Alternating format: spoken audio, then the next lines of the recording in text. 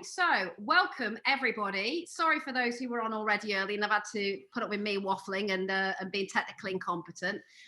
Thanks for joining us both as the delegates are joining us from Zoom this morning, and as we've just about started to go live on Facebook, thanks for everybody that's joining us live on Facebook this morning as well. Just to explain a little bit of housekeeping for those who weren't here earlier on.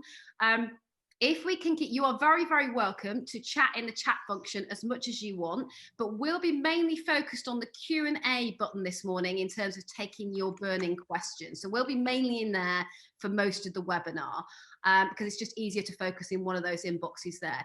If you're on Facebook, apologies, I know that you can't actually post us questions during the session that we can pick up, but we will be going back there afterwards and picking up on anything that you're talking about as well and trying to get answers out to you. But I do think generally, given the things that come in through our help desk on our social media during the week and just picking up what's out there, I think most of you have got the same broad burning questions to ask today. DVSA will really try their best, and we've got the better two guys here. They always give the honest answers that they can give at this time, but they've got to, you know, they do have a line sometimes that there's things that they can't discuss because they're not for public consumption at this time. So we do have to respect that, you know, some things haven't been cleared by DVSA, by central government. So there are subjects that they might not be able to give us a response on. So just, you know, bear with that team until they've got the wherewithal to give you the right and the full answers that have been cleared. But I'm sure that they will try their best to answer as fully as possible on anything that they have the ability to do so today. So I'm going to kick off by fielding a question myself to DVSA. And sorry, just to introduce people, if you don't know me, arrogant of me, just assuming you all knew who I was. I'm Carly, I'm the Chief Executive of DIA. We have Olivia, who you all know if you've been involved in our training and webinars before, our Head of Training. We have John Sheridan with us today, which I believe your current title, is it Head of Driver Policy at the moment? Oh, don't build up my part, Carly. I mean, I wish in my dreams, I'm the driver training policy manager. If you want to give me the title of head of department, that's. I can't give you the salary though. I can't do anything. Promotions in one. And we've also got Mike Warner, who is the external communications lead for our area, stakeholders, and the person that we give the most pain to. But is very good with supplying information when he can to us and giving the heads up on things. So Mike will be answering quite a few questions as well as John today. So that's all. Thanks, Carly. So guys, when are people allowed to go back to work as trainers? Good question. We knew this was going to come up. In terms of the date, obviously I'm aware that there's been this and ahhing about the date. Now, let's go back a little bit. The original message was that we were going to restart on the 2nd. That was all cleared up the chain. Then we had an update stating that the restrictions would remain in place up to and including the 2nd. So then obviously we proceeded to cancel tests on the 2nd. Our current position is that we are restarting on the 3rd. And that is inclusive of lessons and tests. So at the moment, the current position is the 3rd. Obviously, we're aware of the announcements that were made by the Prime Minister. We're now clarifying what does that mean? Is there a change, etc.? I don't have an answer for you at this exact moment in time. We're very aware it's an urgent question. It's an urgent issue you want answers to at the earliest opportunity. As soon as I've got more, I will share it with you. But at this point in time, we are restarting on the 3rd and lessons effectively on the 3rd. I'm aware that today a national franchise has advised its franchisees that they are returning to work on the 2nd. Is there any comment from DVSA on that? Yeah, I've seen that online. I would suggest that that's premature at this point in time. I am aware of the franchise that's put that out. There's been no conversations with me or with anyone from DVSA regards that. I'm not aware. Certainly, I've spoken with my DFT colleagues in external affairs that we're not aware that any communications have taken place with that group. Our view at this point is that's premature. No formal, no decisions been made. Never mind any communications. Specifically for the two things that are in that communication. The one regarding going back to work on the 2nd, again, that communication has not been confirmed yet. And also in regards to levels and tiers, is it tiers? It's tiers in England. I get so confused. I'm sure, like you do, get so current Great Britain. We're all in tears, but they're physical ones, not TIARS. Yeah, there was a good comment I saw on our previous webinar. Tears of a clown. So it's tears in England, isn't it? So in terms of the tiers, we're still waiting for clarification of what does tier 3 mean. Obviously, we've seen the Prime Minister's announced that the restrictions will be tightened from the previous arrangements. We don't know what that means yet for us in regards to driving lessons and driving tests, and again, our other services, MOTs, vehicle testing, etc. So we're still seeking that clarity. So we don't have that yet. So that announcement that's come out from that franchise indicates restarting on the 2nd, and indicates they'll be starting in all tiers. That's not correct at this point in time. There's been no information. There's no decision's been made. So how can a communication go out? Okay, so they're basically taking the risk themselves to give that advice, and also to encourage trainers to go back. But that, as we've said throughout this, is at the discretion of driver trainers to take on board that risk themselves. But you then can't whinge about it if there's any consequences if you knowingly take a risk at this point. Yeah, I would completely agree with that statement. Yeah. Okay. One of the other questions is from people that we can see popping up quite frequently, is will tests actually go ahead on the 3rd? So that, I know that's the intention, but people are obviously a bit nervous that it's going to be the first day back after lockdown. They've got a pupil with tests booked on the 3rd. Is that test actually going to go ahead on the 3rd? The Prime Minister has been very, very clear that they're not extending the lockdown. I think that's been made very clear. There's certainly no legislation or draft legislation been tabled so far on the parliamentary calendar to indicate there's going to be any sort of extension of the lockdown. So, yeah, I think the Prime Minister's made it clear that we will be restarting. So at this point in time, as I speak to you at 11:06 today, yes, all tests on the 3rd will proceed as planned. Okay, so I think you covered this one off really, and I'm just glancing at the questions. And also, just looking back to the testing one, so that's on the 3rd, both practical and theory testing to resume on the 3rd as well? Good question. I haven't had any updates on theory. I've mainly focused on practical. I can give you a written confirmation of the theory. My understanding is, John, correct me if I'm wrong, but my understanding is that's correct. I think it's everything, yeah.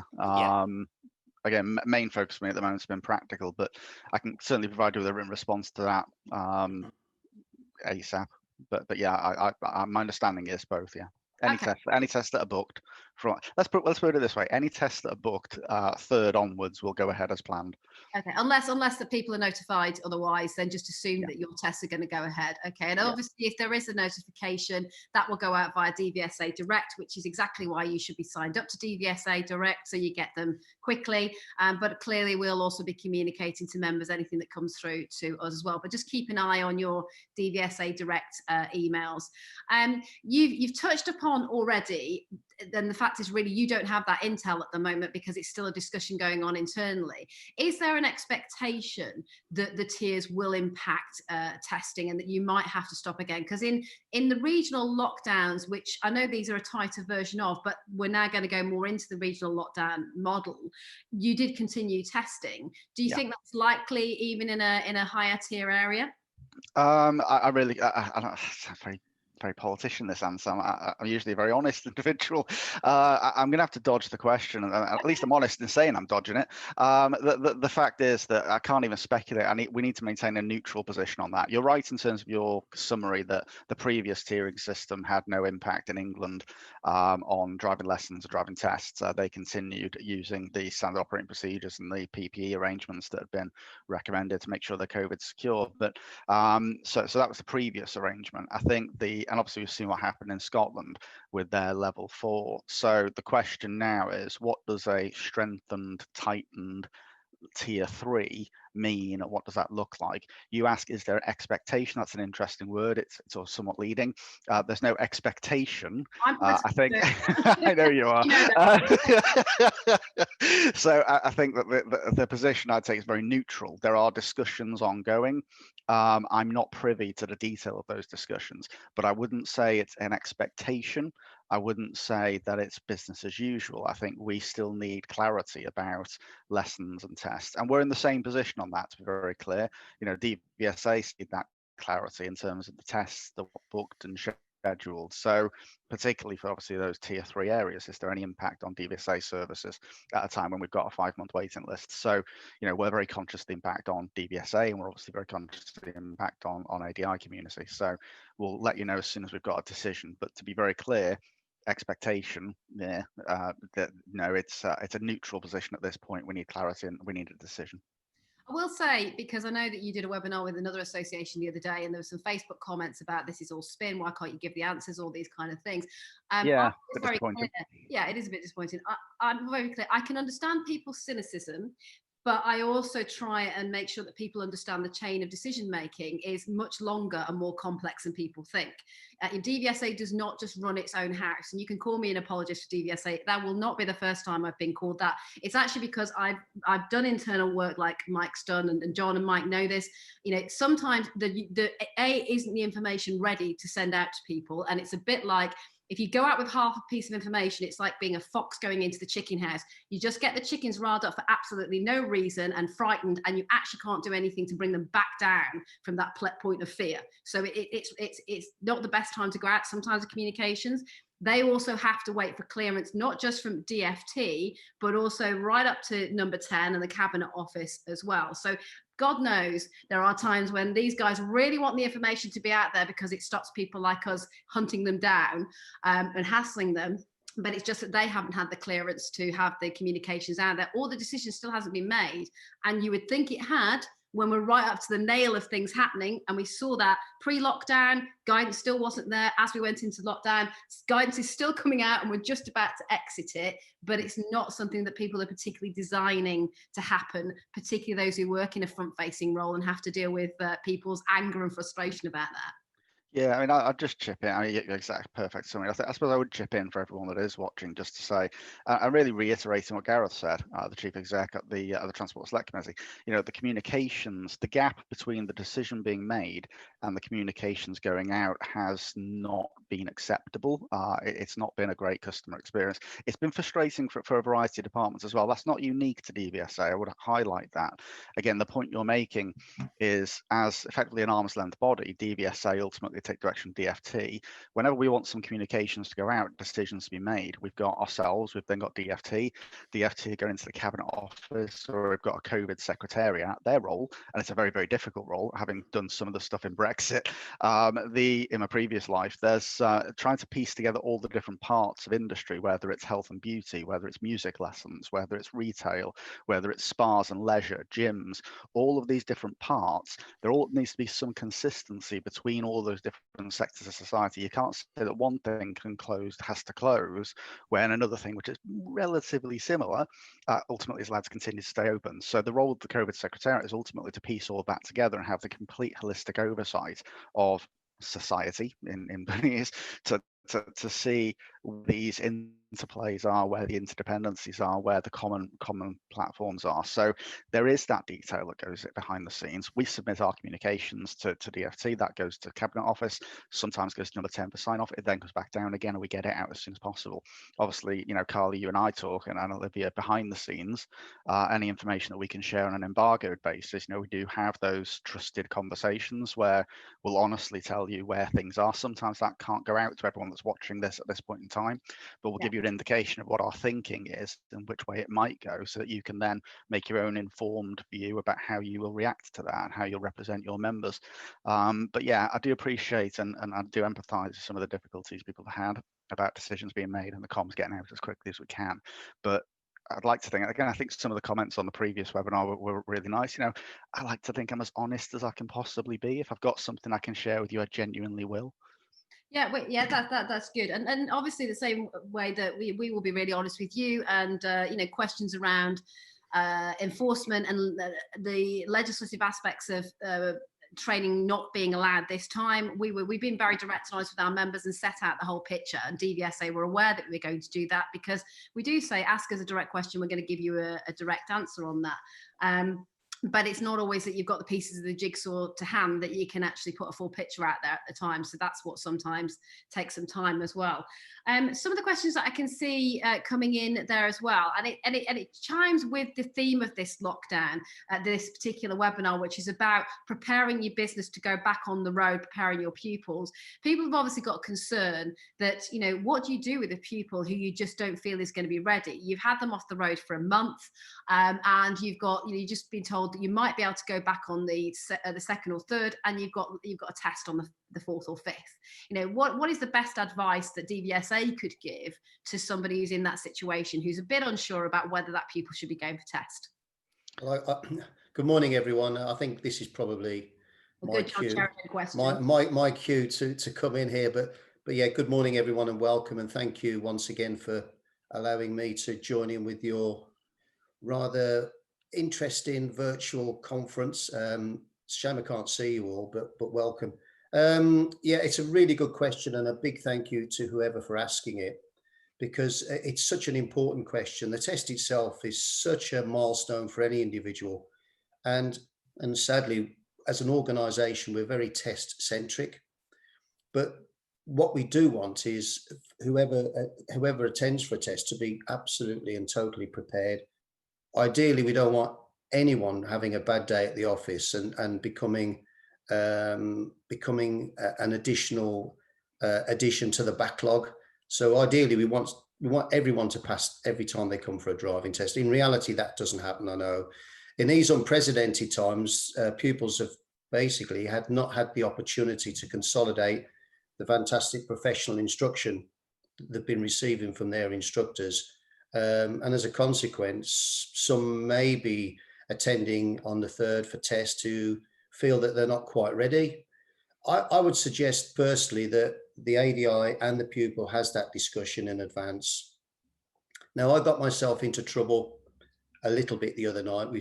Mike touched on some of the disappointing comments, because I suggested on a conference call this week that this is a golden opportunity for the ADI to encourage some more professional instruction and to defer that test appointment for the reasons that I've just given.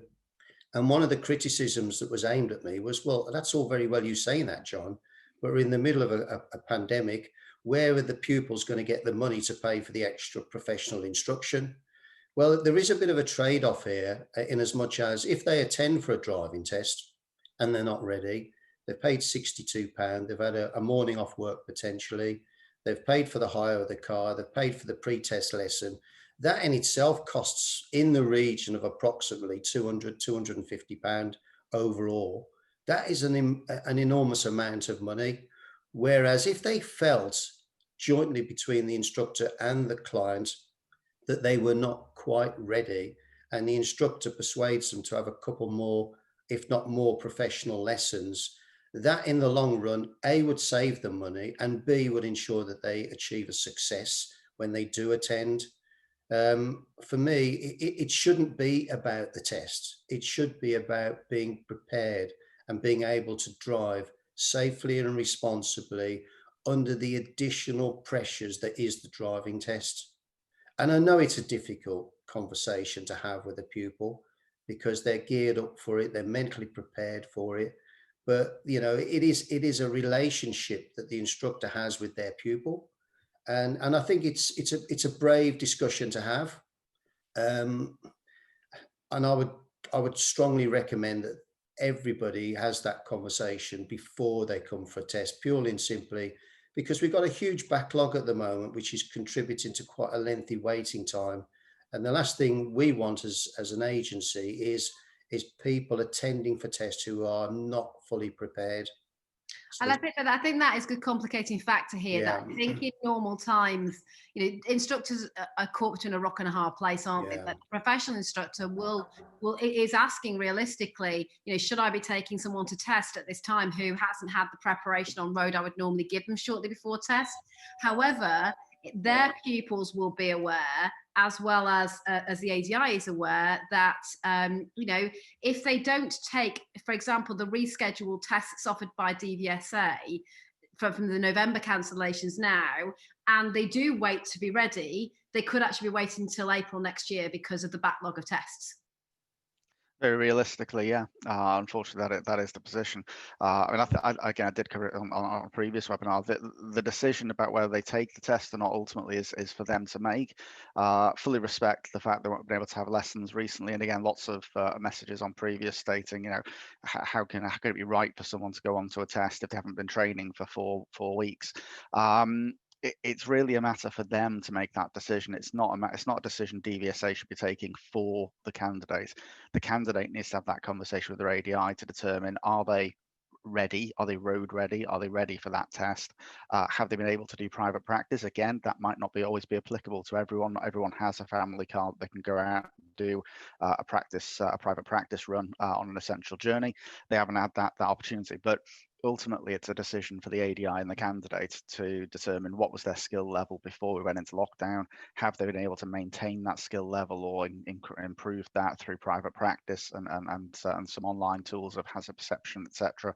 That's for them to make that decision. It wasn't for DVSA to cancel it. That being said, of course, if they do want to cancel it, then they can go online and reschedule their test. But you are absolutely right, Carly, that the test slots, it's an interesting one because there are still, again, Gareth did allude to this, there are still 2,000 test slots available across the country between now and mid-January. So it depends. There may be slots available. And again, I'm sure we'll touch on this later on about how are we going to recover as an agency? What are we doing to increase capacity? But again, we are looking to increase capacity all the time. So we've increased the overtime, we've increased Saturday working. We've got warrant card holders. So John will touch on this in a minute, but John's been being redeployed to the front line and doing tests here and there. John Carradine's out there doing tests. So anyone in policy that holds a warrant card that can go out and do a test will be and is in the process of being redeployed to frontline duty. So new tests will be added all the time. So it is a case of continuing to have a look on a regular basis to see, have any new slots come up? Can I move my test slot a bit earlier? But you are absolutely right. In the vast majority of cases, you are looking at late March, early April for a test slot. The other aspect from an ADI's perspective is, and again, some people agree with me on this and some people may not, but I'm going to say it anyway, is the opportunity that comes from having a test at a later date. So you've got January, February, March, filthy months of the year in terms of weather and driving. So even though somebody can't continue maybe or afford to have lessons all the time, if they can have that private practice, if they've got that opportunity, we understand not everyone does, the ADI can keep in contact with mum and dad or whoever's taking them out from that point of view to help them, and also, you know, just to give them that exposure to those conditions, even if it's sort of a lesson every couple of weeks or something like that, just to keep them ticking over and give them that, you know, go out there if it starts sort of sleeting, or, you know, if it's hammering it down with rain, and, you know, what do you do, and all the rest of it. So, you know, foggy mornings, you know, all of that we get this time of year and coming up to the winter months particularly, that is something which, you know, let's turn something not ideal into a, you know, let's try and get something good out of it. Yeah, you should come and work for our team, Olivia. That was great. Yeah. But I mean, to be honest, I mean, Olivia, it's a lovely sentiment. It really is. But I don't want the people on the line to confuse it. You know, we know it's rubbish. Okay, we get it. You know, I don't want anyone on this call to think we're making excuses or we don't understand the difficulty. We get it. Okay, 5-month wait for a test is a horrible position for us to be in. We as an agency don't want to be in that position. No business wants to be in that position. We're doing everything we can to try to improve it, but it is what it is. And ultimately, there was a really interesting comment on again on the previous. I keep referring to the previous one. I shouldn't. But you know, there was a comment there that said, "Stop blaming COVID." How can I stop blaming COVID? The whole reason we're in this situation is because of COVID. You know, we were operating perfectly fine before. The standard waiting time for a vocational test was 3 weeks. Standard waiting time for a Cat B was certainly under the 10 weeks. So we were doing well. We were all of our business objectives the past 3 years running. So, you know, we were in a really good place before we came into COVID. So yeah, it is entirely COVID, and we'll do everything we can to recover from it. But I do want everyone on the call to know, and to know right up, and again, Chief Exec said this just a few minutes ago on the transport selectivity, we know it's hard. It's hard for you. It's hard for us. It's hard for the public. It's hard for the candidates. We're doing everything we can, but there are restrictions and limitations of what is and what is not possible. At the end of the day, driving examiners go through a 7-week training program. They have to complete a number of different tests to make sure that they're qualified to take those tests and to assess the driving of others. It's not just you can't just go to per temps or temporary recruitment agency. Other agencies are available. You can't just go over to a temporary recruitment agency and hire a load of driving examiners. It just doesn't work like that. So yeah, it's a difficult operational situation. I'm sorry, Carly, I can understand the frustrations as well. If I could just give one tip, please, and that is try not to be test centre loyal. And what I mean by that, I know people like to take their tests in and around the area that they've been training in and the area that they live in, but also have a look at where there are vacancies elsewhere. Because if you can drive, if you've got the ability to drive safely and responsibly, that should be transferable to any particular area, because there will be occasions after you pass your driving test, and we all know that, everyone on the call will know that, but it's about being able to drive consistently, safely and responsibly, regardless of the area that you're in. So check out other test centres local to where you live. I mean, I do some coaching separately in terms of as a separate sort of voluntary role as a coach, for career progression and supporting some people through coaching. And one of the things someone talked to me there about was, you know, going for different jobs. And one of the key things I keep saying is it's about building your competencies. You build those competencies, you build those examples, you build up examples of something where you started something, you managed something, you finished something. This was the outcome. The key thing is to be in a position to go to interview when the job presents itself. When the job presents itself, you're already ready. You're ready to go to interview. You've got your competencies, you've got your test, you've got all those things ready. As soon as a job presents itself, you can apply for it, get the interview, go for it, because you're ready to go. So the key thing is being ready. Same thing's true about driving tests right now, because tests are being cancelled all the time. But someone who's got COVID and unfortunately has to self-isolate for a period of time, etc. New tests coming online, additional capacity coming online because of warrant card holders, additional overtime, etc. It's important the candidate stays ready, keeps their skills up. Once we're out of lockdown, have a regular test, keep your skills ready, and keep checking online. Frankly, every day, you know, every morning, go online, have a look at your test centre. If a slot becomes available, grab it, and you are test ready. Go for it. And I think it's about pragmatic steps. We can all sit here and say, oh, what a terrible place the world is. And I think, unfortunately, there are some forums in which that happens and it's not productive. It doesn't get anybody anywhere. It's a form of navel gazing in a very negative sense. What we've got to focus on is what can we do with what we've got? And I think that's a very important point is, yes, it's another task to do in the already very busy day of an ADI. As a sole trader, as most of you are already chief cook and bottle washer for your company. You're doing everything from the marketing to, you know, the accounts to the actual training. And now what we're saying is you're going to have to be sitting there watching the booking engine to get those slots. But that is a pragmatic solution, and we have to go to where we have to go to somewhere and take on those extra burdens if we want to offer that service to our customers. So yeah, you know, you're going to have to spend that time. However, one delegate on the call has raised a relevant question to this, you know, and it's about a fair and level playing field. Russ asks, will DVSA temporarily stop the large national driving schools bulk buying thousands of tests per month for future use, so the smaller schools and indies and individual pupils have got a better chance of being able to get a date when they come available? That one for you, John? Yeah, I think it's fine. Yeah, it's really frustrating. Our customer service facility is governed by the size and the number of tests that are normally booked by any particular driving school. It should be a level playing field, and it is frustrating when that sort of thing happens. We've also got some rogue websites that replicate what DVSA do, When we find out about those rogue websites promising earlier appointments for an additional fee, we do what we can to stop that from happening. Because we want everyone to have the same opportunity to be able to book a test as and when in the location that they want at the time that when they need it. And that's really important. And we're working tirelessly to ensure that happens, because we do, as an agency, and I know you know this, I'm sure, that we do genuinely put customer service really high up on the priority list. So just bear with us. I'd also say, and God, you can fire as many arrows as you want at the screen, or curse me, or give the V signs to the screen. I can't see you, so there you go.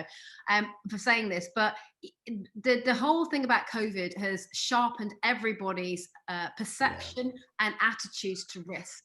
It's not just the risk of infection. COVID has triggered so much risk awareness of things that businesses never really thought about, that they had to think about as a risk.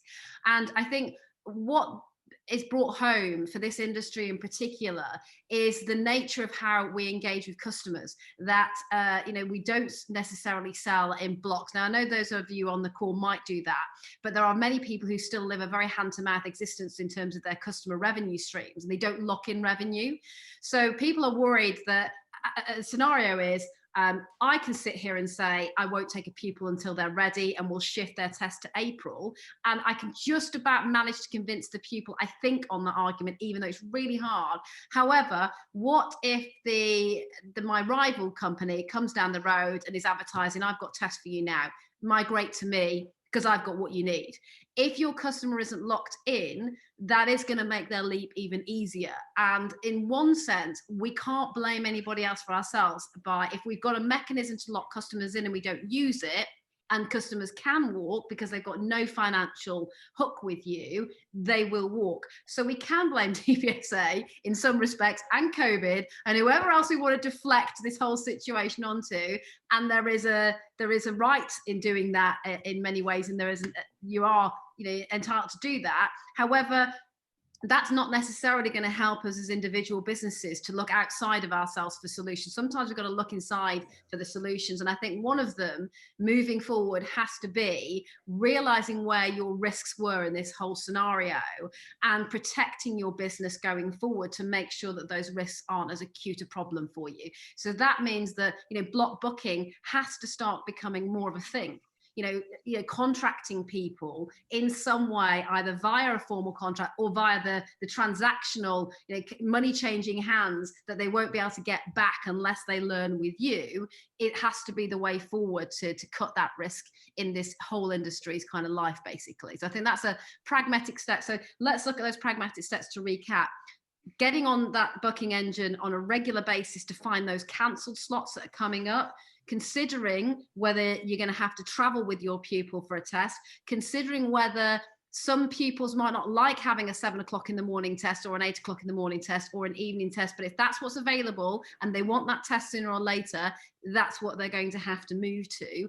And also, cutting the risk of pupils being able to walk away from you in the future by making sure that you have more longevity with them in terms of, they're contracted to you or obliged to you financially, and they can't just walk off to the next competitor who can offer them more. But equally, takeaways for DVSA are going to be, how do we contingency plan for this in the future now we know the risk? And also, how do we make it a fair playing field that big organizations can't just come in and sweep all the tests? Maybe it has to be a toilet roll scenario. There's only so much allocated to an individual IP address, or no pun intended. That's a good way of putting it. Let's face what we're saying is, these guys in the big schools or with the robots that can crawl the entire booking engine, they're the toilet roll holders. They're the people stealing all the pasta and dolmio off the shelves. And some of it they may not even use. So that makes it even worse. What can we legislate about them in the future?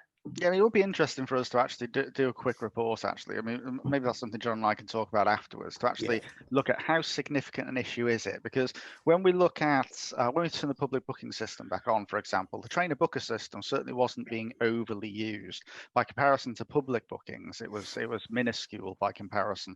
So it'd be useful for us to actually do a quick summary and analysis, and I'll share that with you, Carly, so you can send that out to members, just to give a demonstration of the comparable between how much is the trainer booker system used, and how much is the public booking system used to book tests. And that might give a bit of an indication that I don't think this issue is as large and as widespread as it's perceived to be. Okay. And there's another thing, Carly, just to put it out there, as it were. You know, we're talking at the moment about ensuring that the pupil's been adequately prepared, and to have that relationship with the pupil and have that difficult discussion if they're not fully prepared. But if in the unlikely event that anyone takes up a pupil that is just, should we say, winging it and just dipping their toe in the water, there's every likelihood that they're only going to get a 5-10 minute dip sample of a test, because as soon as the serious fault is committed, the driving examiner either stops the test there and then or returns to the test centre early. So sadly, the pupil isn't getting the full test experience and isn't getting an overview stroke, a debrief on their strengths and all of their weaknesses, and hopefully it's the other way around. So the experience is slightly watered down because of the situation that we find ourselves in. And that's right, because obviously it's all about safety and minimizing the risk and reducing the exposure, not only for our examiners, because we take the safety of our examiners very, very seriously, but also our customers. So again, that's another selling point for the ADI to put across to the pupil that it is pointless just attempting to get through the process when you know, and that I can evidence as your trainer that you're not fully competent in all aspects of the driving test requirements, and that's a key message to deliver. It's been picked up by Harry Debling in the chat section. There's a comment there on the chat section. So the candidate gets a proper overview of their driving under test conditions. To be clear, there's a couple of things here. Firstly, DVSA, we're not delivering a training opportunity. Our job is to deliver a test. Ultimately, if that test has failed 5 minutes into the test, then from a health and safety point of view, from our SOP point of view, as consulted with Public Health England, there is no point in us continuing to do that for what would effectively be a training and development and learning opportunity to continue doing the test, when we already know that candidate is not a safe driver. That's why they failed the driving test. So to be clear, it's a temporary measure. Really want to emphasize that this is not a permanent feature. It is a temporary measure that's been introduced with support from Public Health England to protect our staff. Our staff should not be exposed to any more risk than is absolutely necessary for a huge number of reasons. Obviously, firstly, their own health and well-being, but also in terms of our own operational capacity. If a driving examiner goes down, we've lost effectively 60 odd tests. So 5 working days, 6 tests per day. You're looking at 60 tests gone over a 2-week isolation period. And that's obviously an operational bit, but the health and safety of the individual, their wider family, etc. So from the SOP's point of view, it's a temporary measure introduced to protect our staff and the customer. As soon as we've got the vaccinations programs in place and COVID is something that we look back on in dread and fear, then we'll return back to normal. But to be clear, DVSA's job is to deliver a test. It is not to deliver a training development opportunity. Well, you touched on an interesting point there, Mike, and I'm sure you probably won't be able to answer this one right now because nobody knows for sure. But will driving examiners be a part of the tranche of key workers that will be kind of prioritised for vaccination, where there is enough stock of vaccines that are workable to be delivered to key workers? It's a good question. Obviously, I think Gareth referred to it in the Transport Select Committee, making that point that the sooner we can get driving examiners vaccinated, as soon as they've got access to that vaccine, that will certainly help in terms of us certainly getting back to sort of 7 tests a day and starting to get back to our normal delivery, and that will then make a massive dent into the backlog. So yeah, it's certainly something we would like to see. Now, in terms of are we having additional conversations? Is that progressing? I can't really go into at this point in time. It would be inappropriate. Obviously, there needs to be internal comms as well. So I can't really go into that at this point in time, but it's certainly desirable. Okay. Now, going from people who are very, worried about tests being so far off in the future, flipping that over, some people would like some form of DVSA assessments to be rescheduled, and that's the standards checks. Not so much the Part 3s because they're eager to get going in their career, but there has been a question that, they've had their standards check rescheduled to early December from November, and actually they would like this to go further back in the chain, but it's not from they're trying to avoid it. They're not. They want to follow that line of making sure they're properly prepared, and they don't think they're going to have enough time to do that. If somebody has had a standards check rescheduled from November into December, can they request to have it moved again because they just don't think they've had any time to get back to grips with their training? Yeah, well, first, yeah, I'll carry on, Mike. Thank you. I mean, firstly, it very much depends on the reasoning why they want to defer the standards check.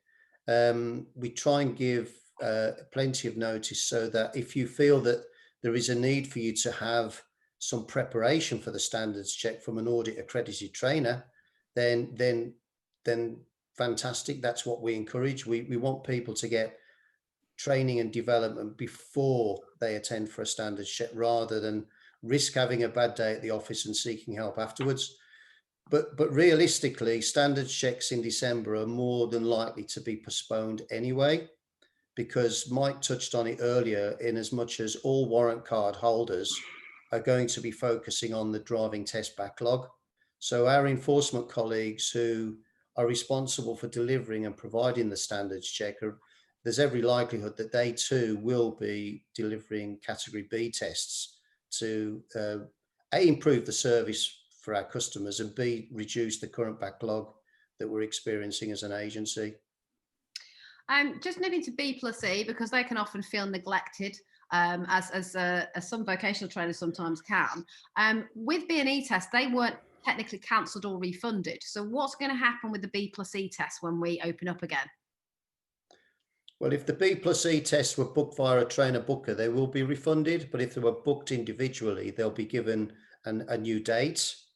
And that's what's going to happen. So if they've gone via a trainer booking process, they will have their fee refunded. But if they booked it themselves, they'll be allocated a new appointment. Okay. The other thing in terms of the practical advice for trainers to take right now, rather than just looking at the problems, trying to look at not necessarily solutions, but practical ways forward, is also to triage your pupils. We've advised that throughout the lockdown, that there are some pupils that will put that pressure on you to have a test as soon as possible because they may have an employment need to get mobile. So what I would do personally is I'd look at my group of pupils in a couple of ways in terms of triaging. Those who definitely have a desperate need, and maybe those are the ones you prioritize in terms of trying to find a slot in that system, talking to them about having slots further away than they would normally go for a test, or at times of day they may not normally have thought about, but now have to be practical and think about doing it at. Those people you think will be easier to put off and easier to deal with, those are the ones that maybe have to move to the back of the queue because they're just nicer people, they're more loyal, they're more likely to stick with you, they're easier to deal with. You sometimes nice guys do get the worst end of the deal because they're nice, but that's maybe a harsh and cynical business way of dealing with them. And then it's kind of, everybody in between. When, how are you going to prioritize those people? It can't be a case in reality that every single one of your pupils has to have that test in this period. I think if we're, rational about this, we can look at our group of pupils and work out who's priority, who's not, and how we're going to manage those priorities and service them. So I think that's something that we need to see, happening right now as well, because that's the practical step. The sitting around, which I know none of you on this call are doing, but we do see it in some Facebook forums where people just sit there and say the whole world has gone to hell in a handbasket. It's everyone else's fault. There is nothing that can be done about it. Why can't somebody do something about it right now? They're not going to help themselves. It's about what you can do to help yourselves and what we can do to help facilitate that, and what is actually stuff the DVSA should be doing, and we'll just nag them until they do it, or somebody else does it. But it is about natural ability as well, isn't it? It's about the learning style of your pupil. I mean, I know you all know this, but we've all got different levels of natural ability. I mean, Mike's a lot sharper than I am. Mike might only need 10 lessons to prepare for a driving test, whereas I'm from Birmingham. No disrespect to anyone from Birmingham. I might need a 35, 40 hours lesson. It depends very much on the person's natural ability and individual learning style. We shouldn't be sheep dipping everybody with the same process. And I get really frustrated, Carly, and you know what I'm going to say about these intensive courses and everything else. And it is partly our fault because we're very test centric, but it should be about acquiring a skill that will enable you to have a lifetime of safe driving so that you are contributing to the bigger picture, which is road safety. We don't want anyone to become a statistic. I hate seeing flowers tied round a tree purely and simply because, you know, they've done an intensive course and they've managed to take their driving test and get under the radar. You know, it should be about consistency. And that's why I mentioned about consider taking your test in an area that you're not overly familiar with, because if you're competent, you should be able to drive safely regardless. And a true story, I mean, I am a bit of a dad from hell in more ways than one, but I taught both my sons to drive, as you would expect. And because they are my sons, they had to go somewhere else to take their driving test because they had to be tested by somebody more senior than me. Were they happy? No, they were not happy, because we had to drive 60 miles to Worcester, which is a long way from where we were living in Cannock. They'd never been to Worcester before. We only drove down on the day of their driving test, and they had to take the driving test in an area that they'd never even driven in before. I mean, I'm pleased to say they were both successful because I'd prepared them fully to drive safely rather than to pass a test. And I know everyone on this call knows that, but I just have to say, I feel better for it. Thank you for listening. This is John Sheridan's Fresh Flower on Radio 2. Okay, so just nipping briefly back to B+E, because there's been a question for clarification on this. They actually booked through the trainer booking and they haven't had refunds yet. So when can they expect refunds? Is that something happening post lockdown and should be in train? I'll pick this up. There was a blip, which we're aware of. So basically, I'm not going to go into the details of it, but there were a few days in the middle. So we started issuing refunds for the first ones. Then we had to do an all stop. There was a bit of an issue. We then started doing some more for the ones towards the end. So there are a small group, very small group. Unfortunately, this person's been caught in that group. There's a small group in the middle that are still yet to be refunded, cancelled. We are processing it. It will be done imminently. By imminently, I mean by close of play tomorrow at the latest. If you haven't had anything by then, I'd call the customer contact center. But yeah, here's me put my hands up. There is an issue, but we did identify it. We have fixed it. It will be sorted by close play tomorrow. If you've not heard anything by then, call the customer contact center, but you will get a refund. Okay, skipping. So just to recap as well, because the question has been asked, and I know Mike's already touched on that. You know, what is DVSA going to do to try and catch up and increase capacity once they're able to unlock again? And you've said already, but maybe just to reiterate for people, the key steps that you're putting in place already to try and cope with the catching up, as it were. There's lots of questions about, are you recruiting more examiners and things like that as well? Okay. Yeah, well, okay, just a quickie from me. Yes, in answer to that question, definitely recruitment is continuing, first and foremost. Mike touched on it in his eloquent style earlier on, in as much as all warrant card holders are also being brought back into the fold and will be delivering driving tests. We're offering weekend tests, so 7 days a week.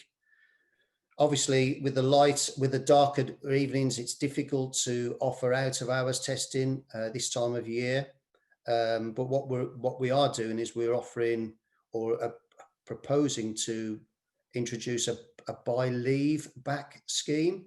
So examiners that have got annual leave booked can sell it and come back to work and deliver more driving tests. So there's quite a few initiatives in-house that we're doing to improve throughput, but it's interesting, and as much as all managers now, regardless of grade, providing of course they've got a warrant card, will be conducting driving tests. I think that's going to have a significant impact on throughput and hopefully help chip away at the backlog. I couldn't really add much more, to be honest. Yes, in terms of Keith, the most important, hugely important thing for us is getting back to 7 tests a day. You know, that'll make a massive impact.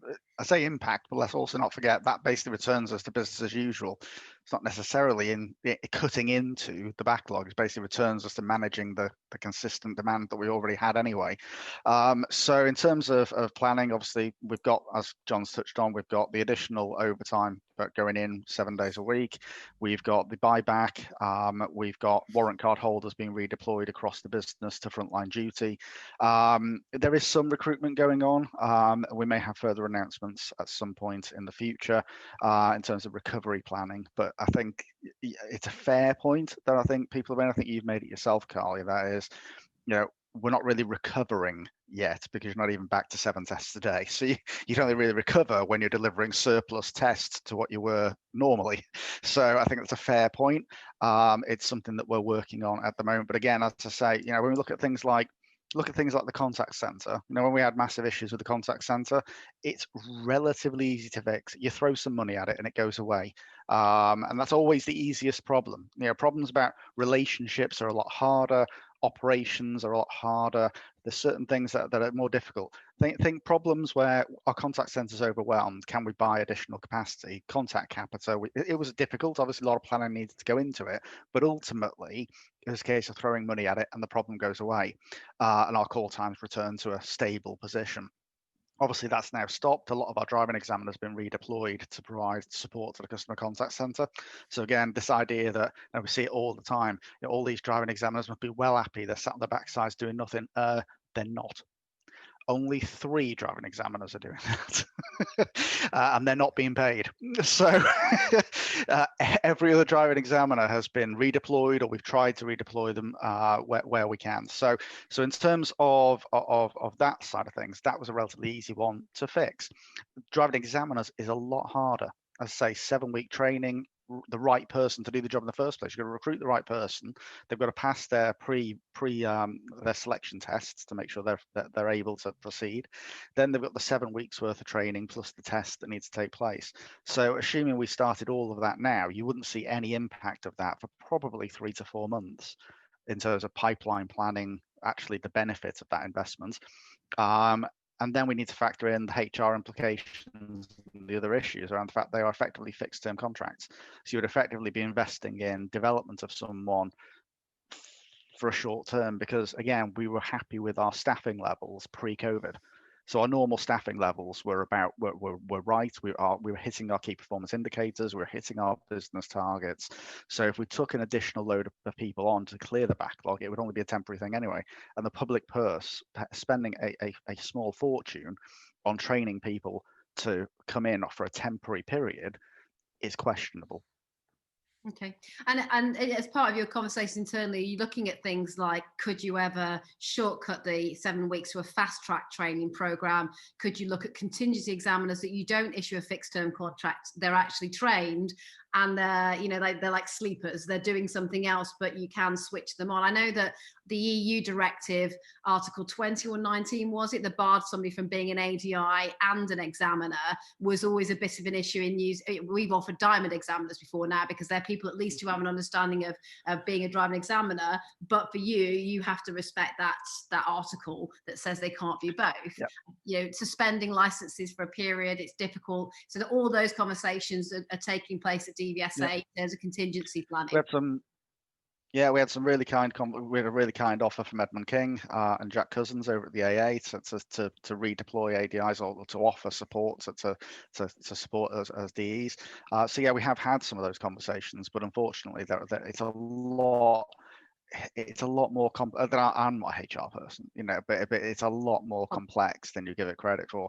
And also, as I say, there's this huge question mark about the impact on public purse. The cost of training a DE is huge. You know, effectively being paid a salary, they're being trained for an extended period of time when there isn't a permanent position at the end of it all. You know, there has to be a question mark there. And is that a good investment of public money? Okay. Sorry, Carly, it's also the quality of the test. The consistency and the uniformity is so important. And with the greatest of respect to anyone coming into the job, you know, every day is a school day. and it takes time to consolidate the learning that takes place regionally now, because obviously Cardington sadly is closing in December. So the training is actually taking place regionally now. So as Mike alluded to, it is a lengthy process, but the quality is so important, obviously from a road safety point of view and a fairness point of view. Okay, thanks for that, John. I'm just conscious of time, so we've only got about 10 minutes left. I'm going to turn to the question of waiting rooms, and is there any update on those? Yeah, we'll make further announcements very, very shortly. I think the key points here is a few things I'd like to say. Firstly, they were closed for good reason. And I think, you know, we did have a lot of criticism about this, and again, I see a lot on social media platforms. You know, that DVSA have only been forced to change their position, or the HSE have forced us. We've had really good collaborative conversations with HSE. We've clarified the role of an ADI, the employment status of an ADI, and we've clarified our position that ultimately, as DVSA, our job is to protect our staff and to conduct a service. That's ultimately our first concern. I'm not saying that ADIs aren't secondary. I'm not suggesting that you're not important, but ultimately our legal duty of care is to our staff. So in terms of the waiting rooms, they were in use extensively. When we had that 2 meter distancing, it wasn't 1 meter plus, the workplace was 2 meters distancing in order to accommodate the number of driving examiners within certain sites. Look at Garrett's Green, for example, it's huge. You look at the number of DEs in that site at any one given time. We needed to use waiting rooms to expand our office space to ensure people were socially distanced and it was a safe environment for people to work.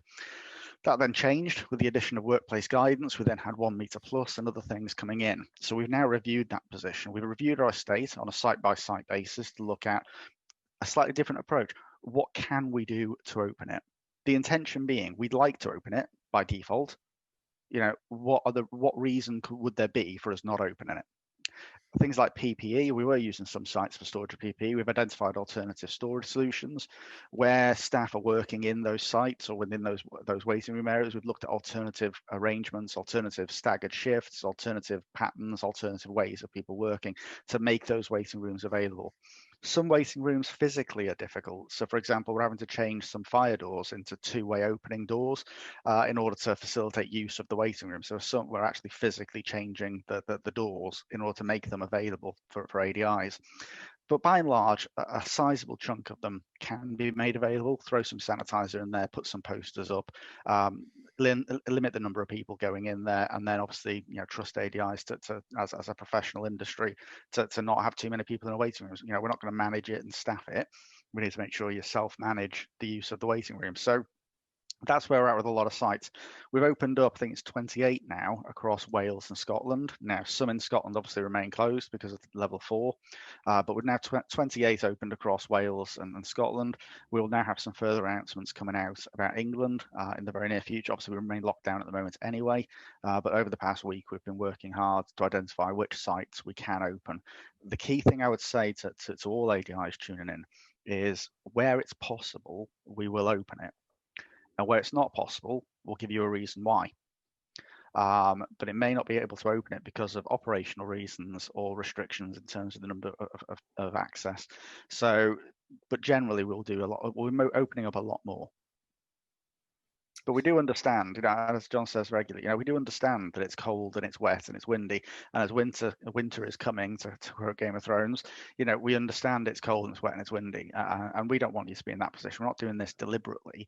You know, we fully appreciate the difficulties that it puts you in. And particularly for isolated sites, you know, a lot of our sites are located on industrial estates where, you know, it's not like there's a cafe around the corner or a local library or a supermarket you can go in.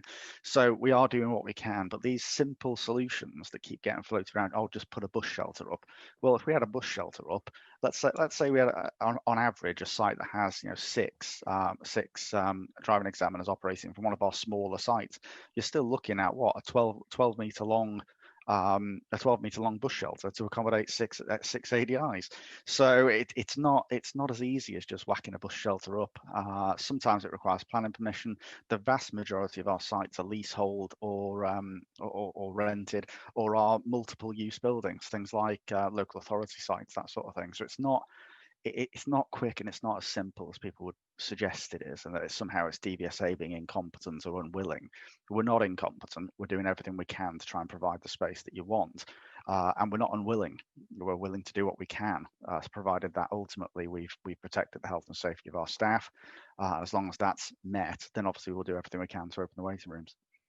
A good point that I'm just skipping back to here that Emma has raised in the Q&A here, that whilst we're giving out advice that people could and should in some instances travel to other test centres for that availability, that could become a little bit tricky with the tiered system in particular, because the advice could inevitably be you can't travel in and out of your tier areas. So we've got to, obviously, when that advice is fully formulated by DVSA, it'd be good to see that in the advice that, you know, we respect that you might want to try and get a test in another area, but if it's in an area that's effectively locked down, you can't travel for that. And also because Emma has referenced the fact that because of the shorter waiting times in her part of the country, the West Country, they're actually experiencing bookings from London, and people are prepared to travel, which there's an argument they shouldn't be travelling for that need, down to Devon, increasing the risk of infection for the West Country that's worked hard to protect itself during this time from a higher infection rate. They could just go to Sussex. There's apparently 66 test slots available between now and Christmas, according to Gareth on the Transport Select Committee a few minutes ago. So in terms of have a cup of tea with the IAHQ in Crawley. But I suppose a couple of things from me. I think firstly, I think a very good point in terms of the tiering. We still don't. Again, there's a meeting taking place this afternoon with EXCO, our exec committee, to evaluate the impact of tiering. Are there any additional restrictions? Are there not? I don't know yet. And in terms of moving between those tiers, is there an impact? In terms of encouraging people to travel to different test centres, again, we operate a GB-wide booking system. We did actively encourage people to travel and to book a test slot at an alternative site, and there is nothing stopping people from doing that. Again, we had the same sort of comments from Scotland in some of the tier 3 and 2 areas, stating, you know, candidates from England before lockdown were booking test slots across the border. Again, that people can, as long as the government have allowed people to travel, then that they are able to do that. Obviously in England they're not allowed to do that at this point in time, but people can book a test slot at any driving test centre of their choosing, where there is capacity and space. Olivia, I'm going to throw it over to you because I know you've probably been watching the Q&As a lot better than I have. Is there 61. Is there any burning questions, because obviously we've only got a couple of minutes left now, that you think we need to put to DVSA in this webinar that people have asked us today? I mean, one question has come up quite a lot anyway, but it has been asked here again, is, you know, DVSA's thinking of why not take everyone from December, shove them back a month and put all the November's tests in there. That's one that keeps getting asked. Not necessarily, it has been asked on the chat today, and it has been asked in the past as well. So might be good. I think the big question has been, what is the rationale for the way that you reschedule tests? So the rationale, if we go through it, firstly, let's look at the lockdown itself. I'm literally repeating previous stuff. Some people will already have seen this response, so I'm sorry for the repetition. The key thing from us is there were 400,000 people currently in the current booking window, which is 18 weeks long. So that's 400,000 tests. So the question is, do we move those 400,000? That's just in England, by the way. That's not including other areas. Do we move 400,000 people back a month? Or do we move 120, 130 odd thousand and have their tests affected? Our view was that ultimately the 130 odd thousand tests had been directly affected by the lockdown. Those were the tests that we were going to effectively reschedule, cancel and reschedule. Obviously, we understand the impact, and obviously we're apologetic as far as we can apologise for something that's beyond our control. But ultimately, we decided it wasn't right for 400,000 people to be affected by what is a 1 month lockdown. So instead, those 130 odd thousand tests were cancelled and rescheduled. In terms of and again, we keep on hearing, well, it would be fair for us all to be in it together.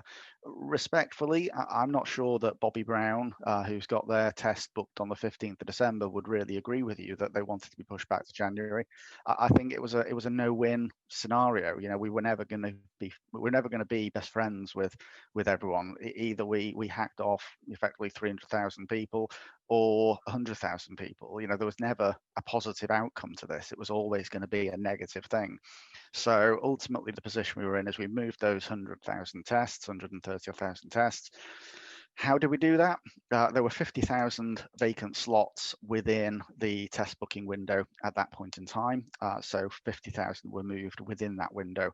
We then extended the window by a couple of weeks to give us the additional capacity to book the remaining ones. Bear in mind, when we say rebook, they were rebooked at the same site. So again, we need to remind ourselves that although we had those 50,000 slots, those might not always have been in the right place at the right time. So we need to remember that, although we're 50,000, there's no point in taking someone who's got a test in London and moving them up to Newcastle or taking them across to Devon. So, we need to make sure those vacant slots are in the right place. So it's a huge deployment, a huge task for the deployment team.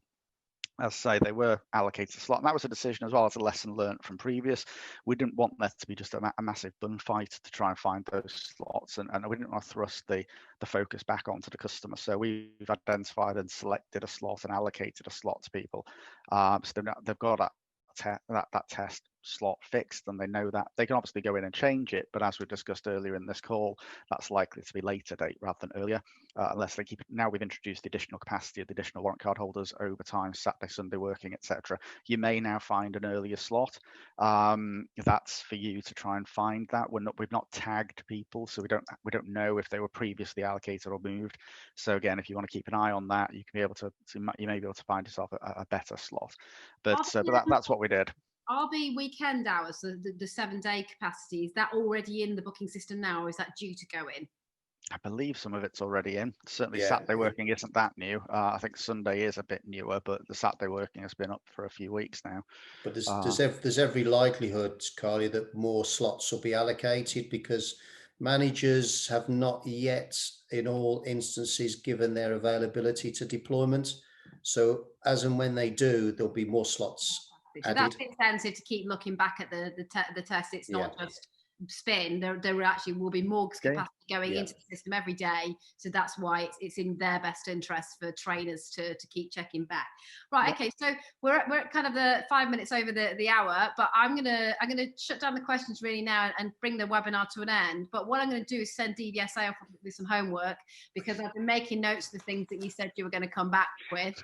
There's no such thing as free lunch. You're not even getting lunch today. I'm fully booked for today. We never get free lunch from you guys anyway. We always provide it. So you have to pay your own, homework. So what we want back from you is obviously the communication about when you've worked it through, how will the tiers impact your provision, and also guidance on how that will in turn affect training from your perspective. I know you're only able to give guidance. Everybody's situation will be individual, but it'd be good to see you give that guidance. People do respect the DVSA, have the most wherewithal to guide people, so they are looking for that guidance. Update on if you can go away and look at the block booking thing, because this is a problem that was always there before COVID, shouldn't really be there. The toilet roll scenario the hoarders that we were talking about. So if you can run that report and tell us whether that is actually the issue, is it those, or is that just an issue people imagine is there, but doesn't really have that much impact in practice. But if it is a problem, then clearly it's what can we do about that problem? You're limiting certain schools, certain IP addresses even. I know typically there are tech companies that are far savvier than government bodies. We know that. So it's all very well expecting DVSA to spot these robots and spot these companies, but these companies are all raised on extra cheap systems, and they invest in that technology in a way that sometimes public sector bodies can't catch them out. But it'd be good to get that down pat. B+E refunds, obviously, hopefully they're restarting, but if there's any further communication on that, if you could let us know on that. Is there any other homework for DVSA, Olivia, that I haven't picked up on there? I think that's the main points you've raised there. Yeah. Yep. It will happily take those away, and again, any other Q&A that's come in, consolidate all that together to identify the key themes, and we'll come back to you. But yeah, in terms of the top things on my list at the moment, generally, we've got the second and the second or the third. Is it the second? Is it the third? Clarification on that date is most important. Yeah, that's number one on my list. Directly affected to that is tiers. Those two are intrinsically linked. If we're going to announce anything for the second or the third, we do need to know what the position is about tiering. Chances are those things will be grouped together as a single communication, because they're they're one and the same, really. So yeah, we will need to get that communication sorted and out. The standard operating procedures have been updated. That includes ventilation, it includes face coverings in Scotland, it includes cleanliness of the vehicle. So that should be out by close of play today as well, with the communication to all via DVSA Direct. So those are my top 3 things generally for everyone needs to know about. And obviously the biggest takeaway is, like a learner, you've had a couple of goes now at the ultimate test of dealing with lockdown. So we expect, if we do, and not to bring everybody down with the prospect, but if we do go into lockdown 3.0, you'll have this down pat next time, won't you? Let's hope not. Let's hope we don't go there. I mean, it's never the same. That's the thing. You know, people keep referring to, "Oh, you did it once before." Yeah, it was different before. You know, it's a different type of leaves on the line, Mike. You're not going down that route, are you? It is different. It is different. I mean, the last one was a lot. I think the last one was a lot clearer. I think some of and I understand what ADI is saying. The last one was a lot clearer. Go home, stay home, protect the NHS. And we know between us, we discussed the fact that, you know, whilst you would try to have a clear line in the sands as an agency, I can say this, you guys are in a much more difficult position being able to comment on this. Whilst DVSA would have wanted and thought there would be a much clearer line in the sand this time about train not to train, that wasn't necessarily what happened, and that, I would say, went out of their hands. That was beyond, you know, their capability to do something about that. I think that will be a lesson learned for the next time, that those who have the power to make sure, if they really want something in regulation or legislation, you have to make sure it's in regulation or legislation, or it's very hard to enforce.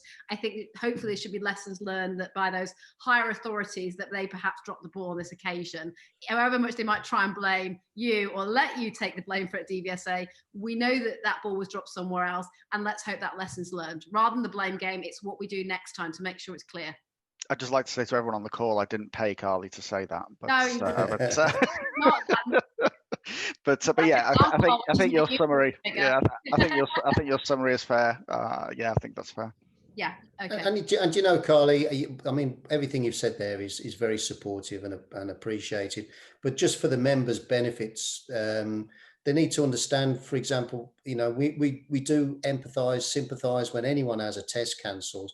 But our online booking system is one system that covers England, Scotland, and Wales. It isn't separated. So when England go into lockdown, for example, there is a team of diligent individuals manually going through all the tests and cancelling them one by one. And that is a massive undertaking. So DVSA, like yourselves, have got everything crossed for the future, in as much as that we don't go into another one of these COVID lockdown situations. We don't want one. We want 2021 to be a year of positivity, good health and happiness. And on that note, I think that's a nice note to leave it then, John. You're always the optimist. God, how can you cut him off so well? It takes me ages to cut him down. Years of experience now. Listen, we do it to each other. We're both as bad. So, all right. Well, thank you, everybody. Let's do this again. Yes, let's do this again. We'll when there's another area where we think there's lots of questions that you want to get out, or there's more answers to give, but we know that in turn sometimes answers can prompt questions. We'll definitely catch up again. Thanks for coming to spend this time with us today and being as open as you can be, both of you. Thanks to the delegates as well who've logged in either on Facebook or on the actual Zoom Q&A today, and thanks for all your questions. What wasn't answered here, we have a working spreadsheet, as Mike truly recognises that spreadsheet is going back to him every day with fresh questions on it, and he's working his way through them. But we'll make sure that all those questions get covered off in some way. Can I just take this opportunity, please, to wish you, your team, all the participants this morning and attendees a sincerely happy Christmas and continued good health and happiness for 2021. It's been a difficult one for everyone involved in driver training, and let's look to the future and not focus on the past. Great. I sounded a little bit like Bono then, didn't I? Just for a second. I thought you were going to break out. Let's cut the visual and the sound before that happens. All right, take care, everybody. Thanks. Thank you. Bye. Bye. Bye.